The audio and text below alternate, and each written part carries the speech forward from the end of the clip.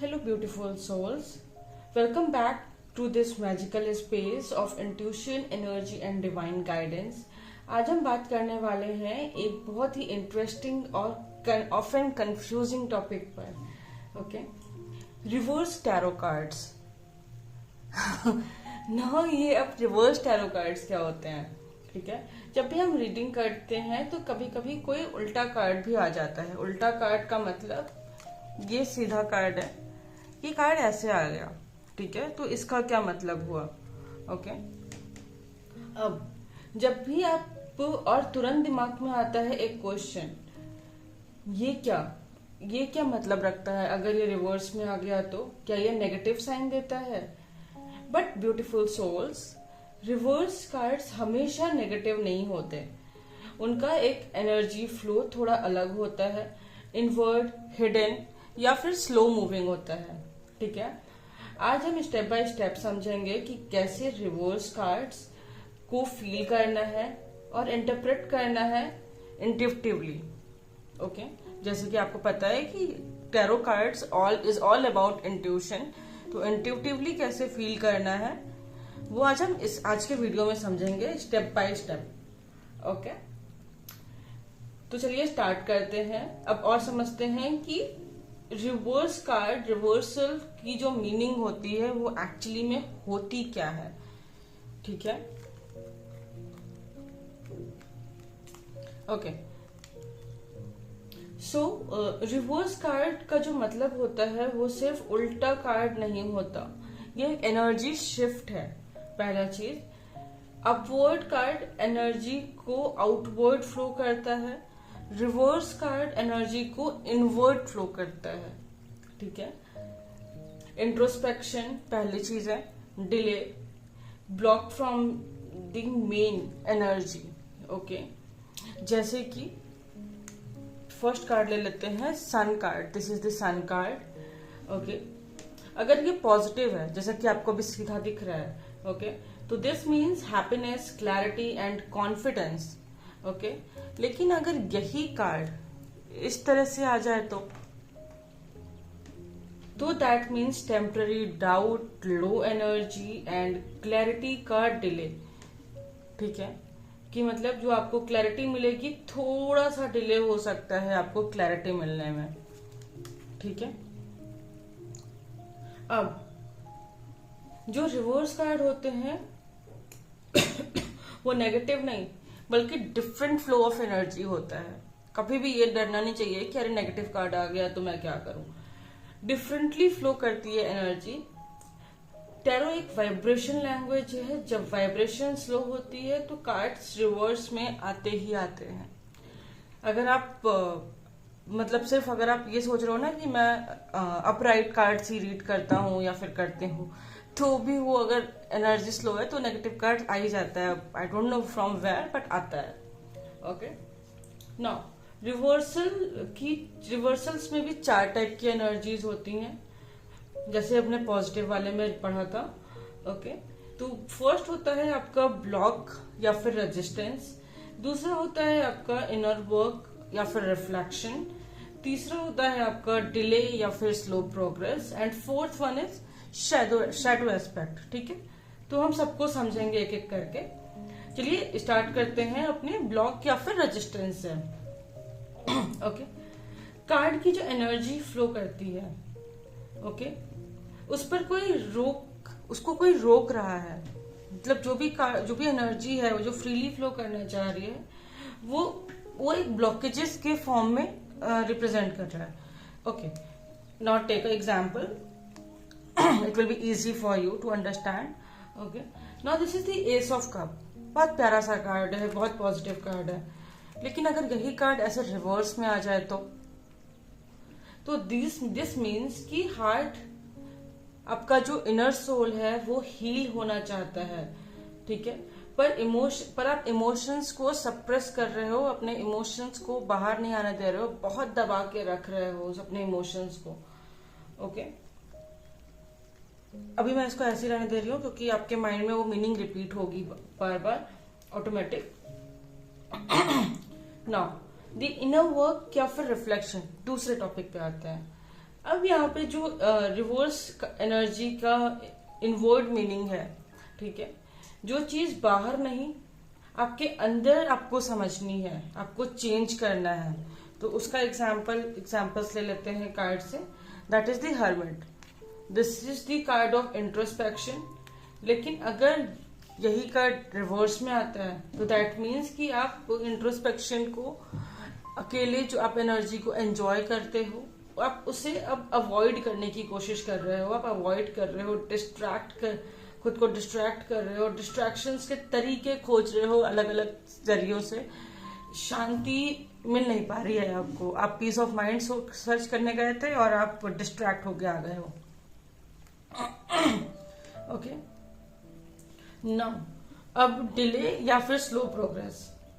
अब एनर्जी आ तो रही है पर टाइमिंग थोड़ा सा डिले हो रहा है, तो वहां पे हम कैसे समझें कि हाँ ठीक है, energy is positive, energy is coming.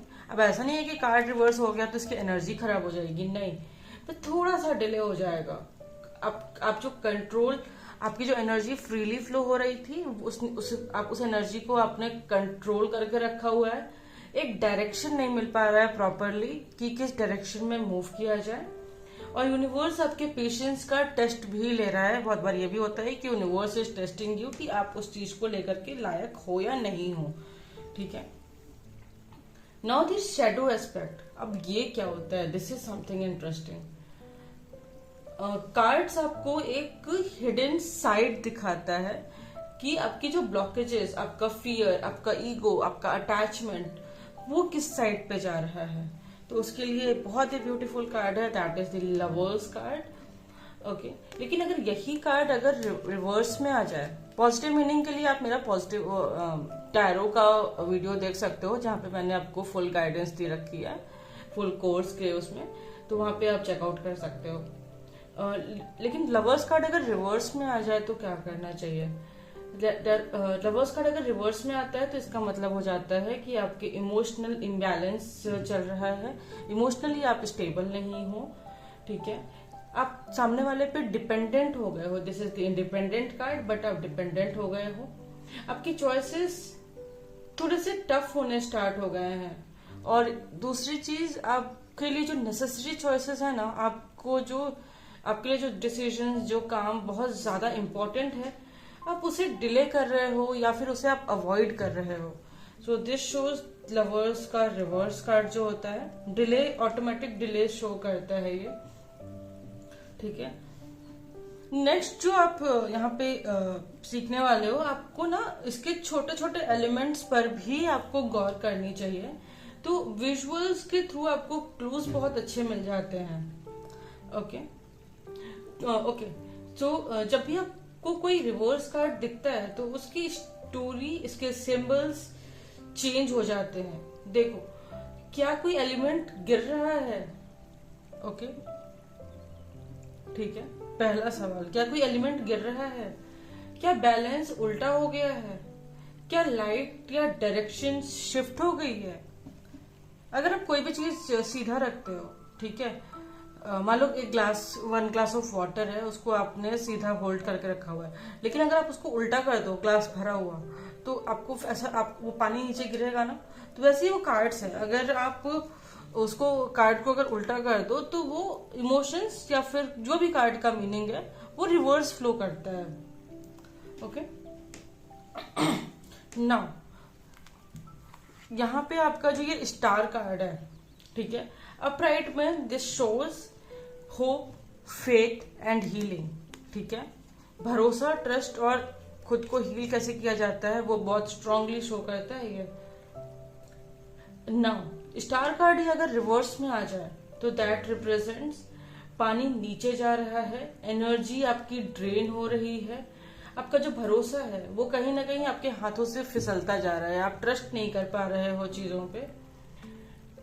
और ठीक है, तो इस टाइप की एनर्जी स्टार कार्ड बताता है आपको। नाउ टैरो की जो इमेजेस है ना, वो सिर्फ पिक्चर्स नहीं होते, वो एनर्जी के इमोशंस एक्सप्रेस करने का तरीका होता है। Okay, so rule number 1, reverse card से डरना नहीं है, वो टीचर है, पनिशमेंट नहीं। ठीक है। Examples, death card, where is the death card? Death card अगर रिवर्स में आता है तो ये कार्ड हमें लेट गो सिखाता है। तो इसका मतलब ये हो गया कि आपका जो लेट गो का प्रोसेस है वो स्लो हो गया। ठीक है। यूनिवर्स कह रहा है अब छोड़ ही दो यार, और मत पकड़ के रखो। Okay. Next is your tower card. Where is tower?